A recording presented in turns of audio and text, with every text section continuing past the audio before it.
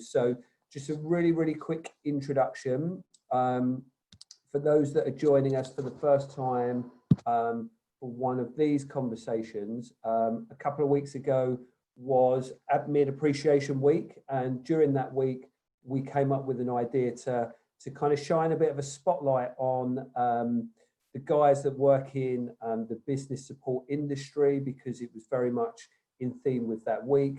We spoke to a number of people. It was really well received, and everybody enjoyed those conversations taking place. So we thought, let's carry on, and let's carry on and shine the spotlight in some of the kind of leading players. Now, Skevi and I first had a conversation a couple of months ago. I won't kind of give anything away about this conversation, but she's somebody that I've been very, very keen and interested in talking to, because she is a real flag bearer for the PA and EA community, and she's really kind of taken it upon herself to shine a spotlight on what how hard these guys work, and and really kind of champion the industry. So it was only fitting for us to kind of have a conversation and dive into what her experience has been, and what she's enjoyed, and and all the rest of it, and talk about an initiative that she founded not that long ago, which has got some very, very exciting bits and pieces in the pipeline. So that's just kind of a brief introduction. Skevi, hello, thanks for joining us. Hi, thank you. You want to kind of kick off by kind of saying hello and just give us a bit of an introduction as to your background and how you started your career, and talk us through your career journey to date, basically. Oh, I've lost you. Sorry. Oh, can you hear me?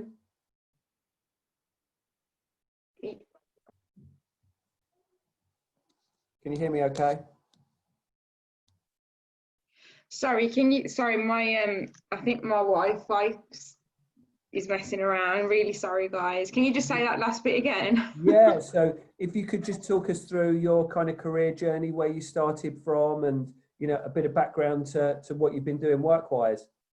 Okay, so when I was at school, I was really good at food technology. Yeah. And so my teachers recommended that I go train to become a chef, and that's all I actually wanted to do at the time. Yeah. So I left school, and then I did about 3.5 years to 4 years of catering college. Mm-hmm. And then I qualified, and then 2 months after I qualified, I had an accident which tore my shoulder out. Okay. So the doctors basically said, it's game over. You have to get an office job. Okay. So I think I spent a whole year depressed, because I'd studied for nothing really. Yeah. And then I realised I had this skill set that I could somehow adapt to another role. So I wanted to become an executive assistant. Mm-hmm. Because I feel some of the traits are still the same. So working under pressure, having people shouting and screaming at you, that kind of thing. So that's what I did, and I trained in admin, and then I worked my way up and became an executive assistant. Fantastic. So going back to the kind of cooking thing, do you still kind of live out your passion today? What's your go-to dish? Well, I'm obsessed with everything French. I have an ethnicity crisis. I always say this. Even though my parents are Cypriot, I really am obsessed with everything French. Yeah. So I don't cook that much French food anymore. Now it's just trying to remain as healthy as possible. So it's just really boring food, just like veg and fish and loads of potatoes, though, because I'm obsessed with carbohydrates. Yeah, So, I think we all are at the moment. I've been in quarantine and been surrounded by this level of carbs. Yeah. Any desires to go on MasterChef? Pardon? Any desires to go on MasterChef? Oh, no.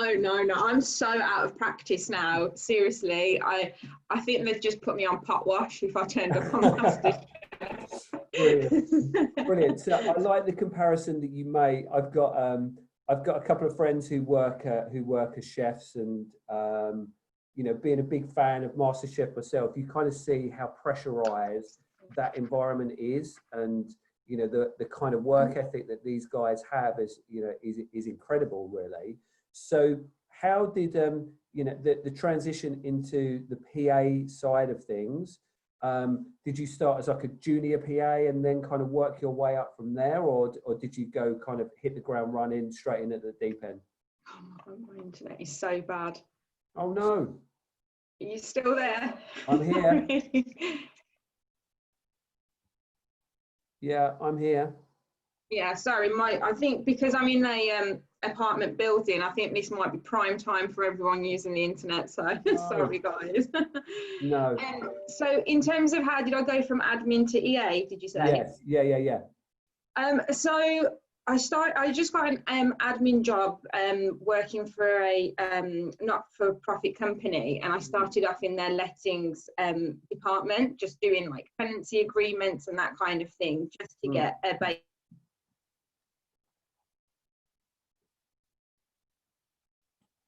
Oh no, what a shame.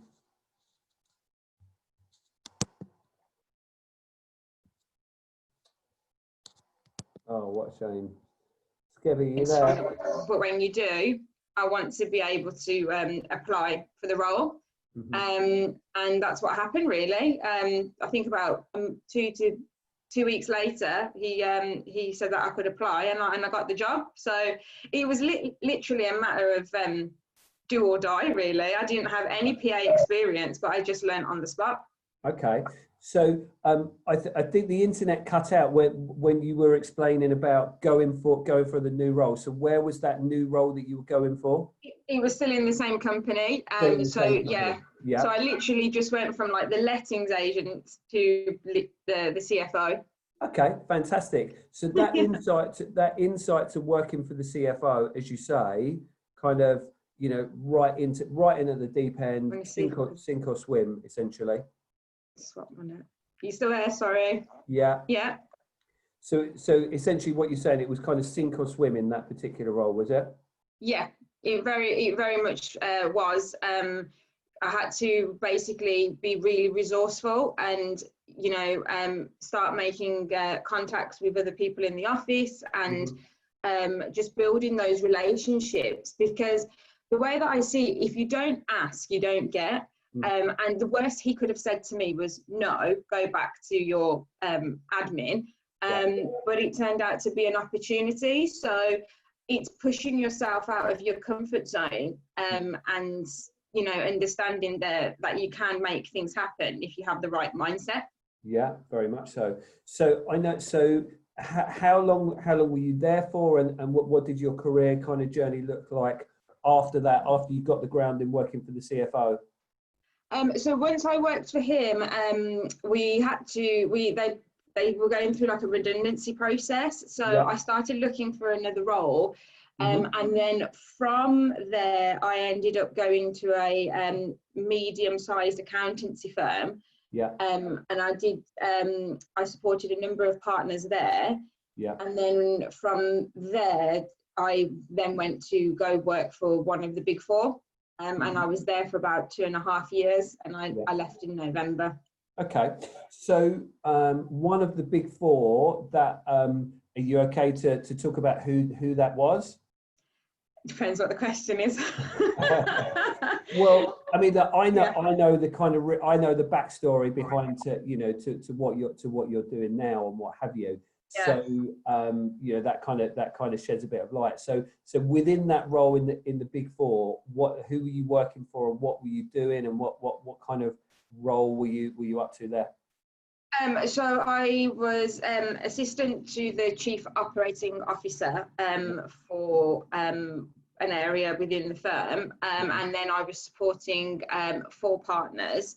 But then halfway into my employment, I think because it was getting too demanding, because the COO, that's primarily why I was hired, and his role changed so much because he took on something else. I then ended up getting 3 directors, and then focusing more on the COO, which kind of worked out better in you know, in that respect. Okay. And within that role, working for the COO, it's quite, it's quite a rapid rise from doing the kind of cooking and bits and pieces like that into, very, very quickly. So obviously people saw a lot of promise in you and what have you. Obviously those day-to-day duties will be very varied, but what did a kind of average working week look like for you? To be honest, that's a really good question, because I think when you work for one of the big four, it kind of, you know what you're getting. It's an accountant, you kind of know what you're getting. But no day was the same. So his diary used to change constantly. I was always changing hotels for him. And then with the directors, because they were client facing, I would have to do things like, arranging hospitality, booking conferences, events, complex travel itineraries as well. So I had to really learn quite quickly what time zone works for that country over here, and that kind of thing. So no day was the same, but you knew what you were getting, because it's very black and white with accountants. Yeah, of course. Yeah, very much so. Very much so. And you finished up there in November. Yeah. And what has been your focus since then? So my focus since then, and always has been since I created the PA Way, is assistance, and just how to make sure that they can live like a boss, enjoy all the rewards and benefits. The way that I see it with the PA Way is I want to create an even more inspiring and motivational platform, so that assistants can stop living in their boss's shadow and step into the light. Because our industry are the bosses in waiting, especially now with everything going on in quarantine. They've had to really step up and show their leadership game. And I'm so proud to have all these amazing people in my network. Yeah, I like that. I really like that.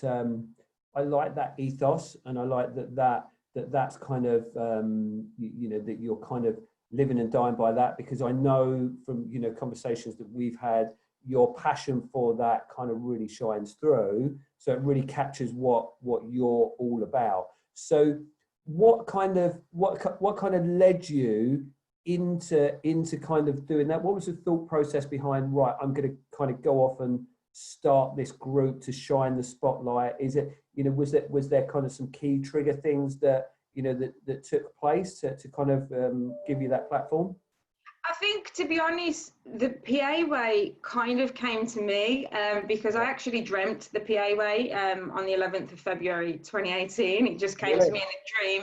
I saw it in my dream, and then tried to Google it the next day and realised it didn't exist. So I wanted to create it. But I think the reason that I wanted to do it is because I was sick and tired of organising conferences and galas and all this amazing stuff for my boss, like jet setting around the world.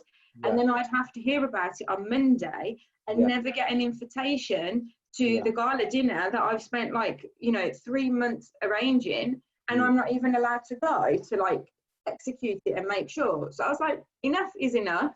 Assistants need to be rewarded. This is what I'm going to set out to do. If I can get them on a yacht, if I can get them eating and staying over on Park Lane, I will. And literally, that's what I've done in the last 2 years. We've had some amazing events. So Look, I think that's great, and I think that will resonate a lot with people. I really think that message and that kind of. People will really tap into that, and it's a big point of interest, and I think that a lot of people kind of definitely feel like that. So what kind of events have you hosted over the last couple of years? Talk us through that. Oh God, so what haven't I done? It's crazy, because it's also interesting to see people try to mimic my events, which is really sweet.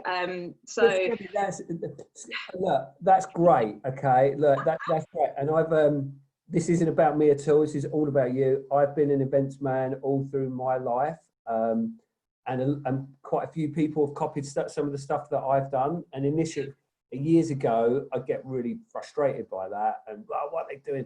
But now, actually, that's amazing because, you know, you're the leading light. So yeah, that's the best compliment that you can have. Yeah, it is. It can be frustrating because Yeah. you're like, that's all your creation. But the way that I genuinely see it is, if other platforms or other companies are doing what the PA way is doing, ultimately that means assistants are just leveling up left, right, and centre, and that's the end goal for me. So Yeah. if we all level up together, that's brilliant.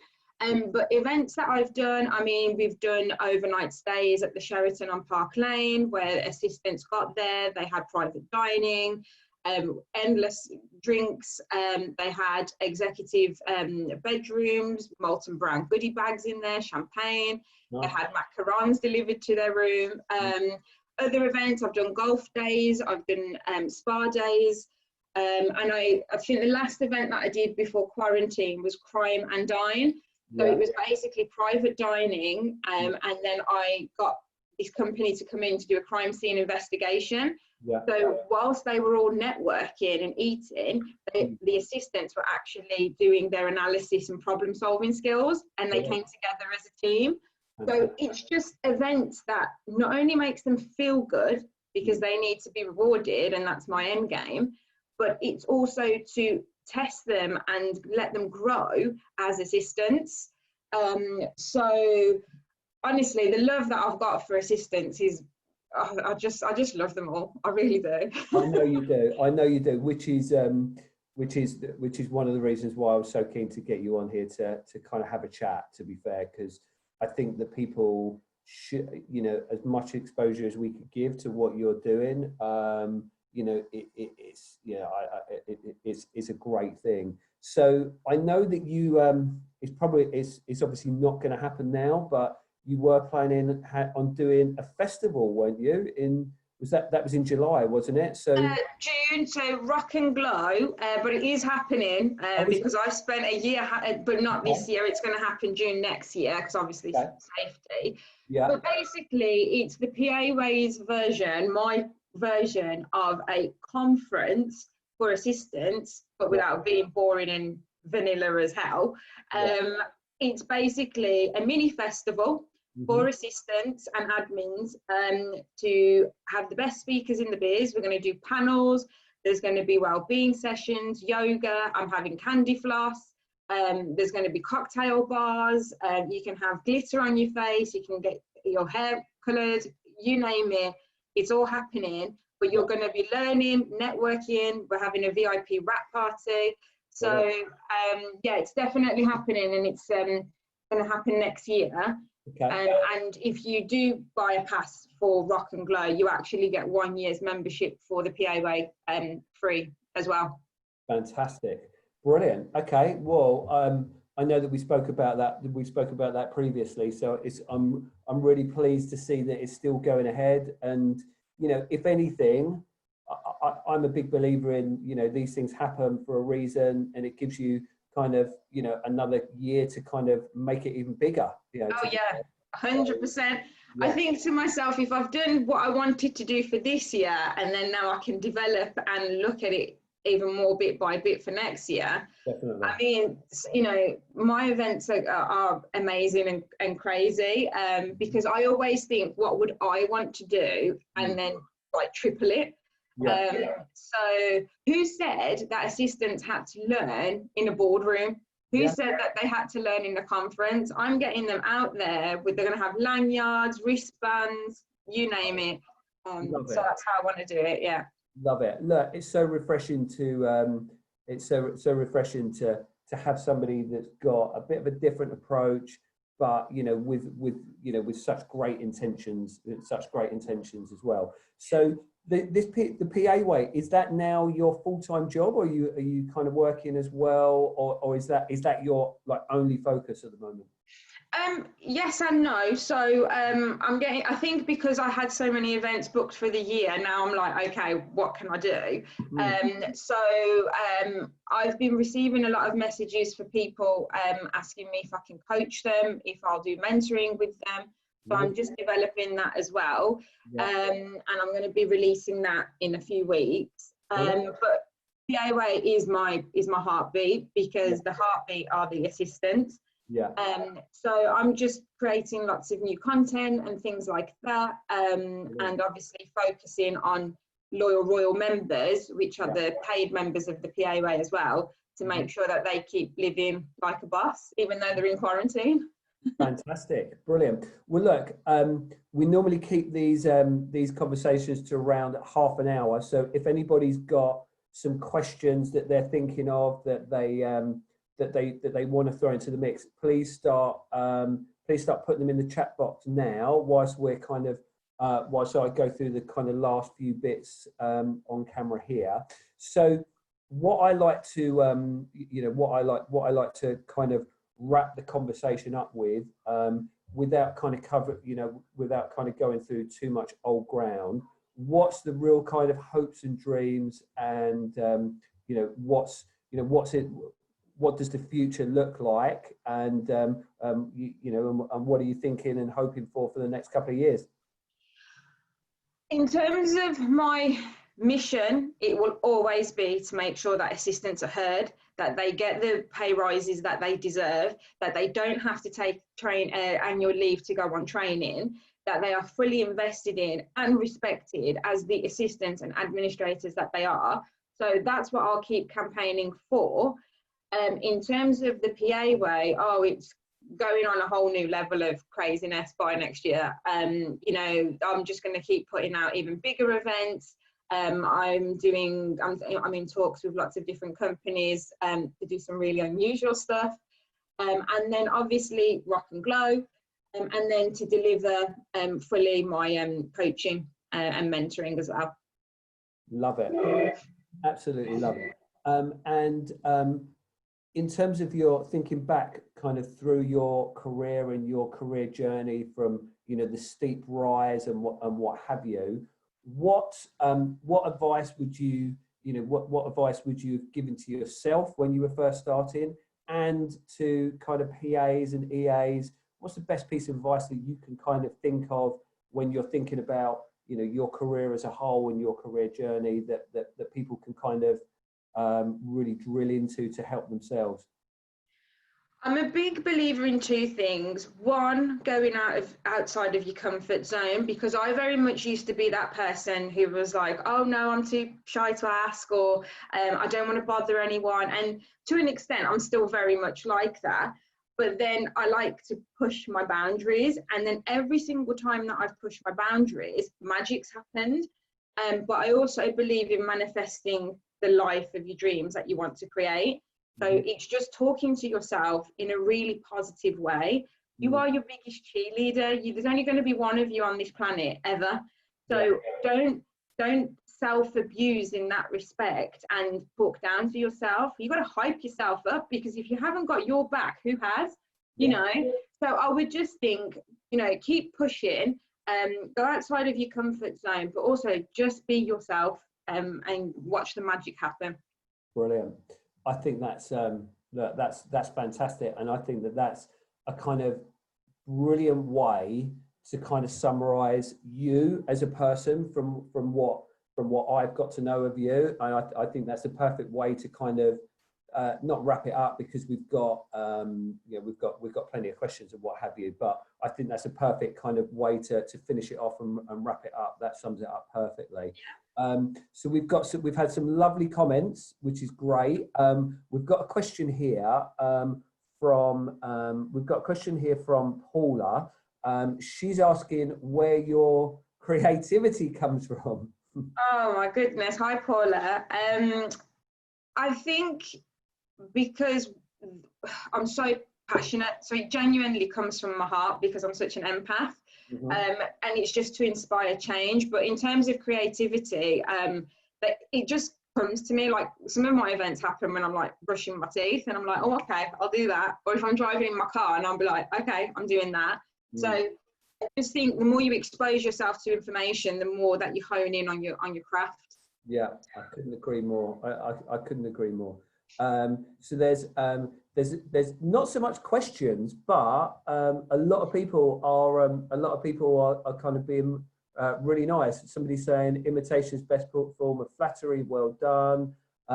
Somebody was saying how nice it was when you, I saw that comment come through when you were saying about how passionate you were about making sure that the PA community is, you know, the spotlight is very much there. Someone said your events sound amazing and so motivational. You're so inspiring. I would definitely be keen to attend your event. So that's great. Always welcome.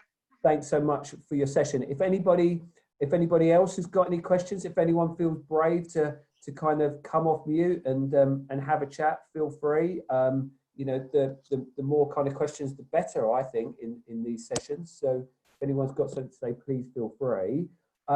In the meantime, how can people get involved with the PA Way, and how can people contact you and follow what you're doing and what you're all about? The website is thepaway.co.uk. Everything's on there about membership, my events that are coming up. I'm on LinkedIn as well. You can follow me. I do a lot of posting mainly on LinkedIn. And Instagram is the PA Way UK. And I've got a private Facebook group as well, actually, where everyone just really interacts as well on there. And it's a real community spirit. So if you want to join that as well, just find the PA Way Facebook page and then add to the group. Fantastic. Brilliant. Well, look, if nobody else has got any questions, I think that's, I've really enjoyed this. I knew that that your passion and enthusiasm was definitely gonna kind of shine through.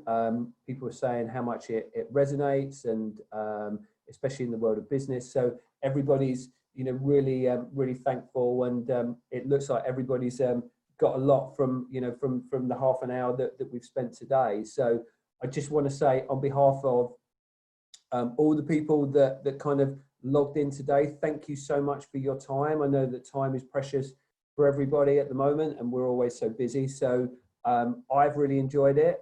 By the looks of it, things everyone else has as well. So thank you so much for coming on and sharing your story with us. No, thank you. It really means a lot. And if you want to stay informed about the PA Way, if you go on the website and roll down to the bottom, there's the subscriber email thing, so I can add you to the database so that you get all the gossip, the news, the events before they get sent out to everybody else. So if you want to stay in the mix, you can do that.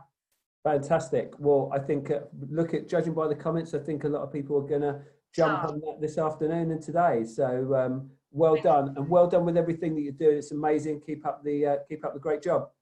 Thank you so much, Paul, and thank you to all you lovely all-stars for joining the call, and just keep going. You are absolutely amazing. Don't quit on yourself, and you know, if you need any help or anything, I'm always here to support you. Brilliant. What a lovely way to finish. Thanks so much. Enjoy the rest of your afternoon. And you take care, everyone. Bye. Bye.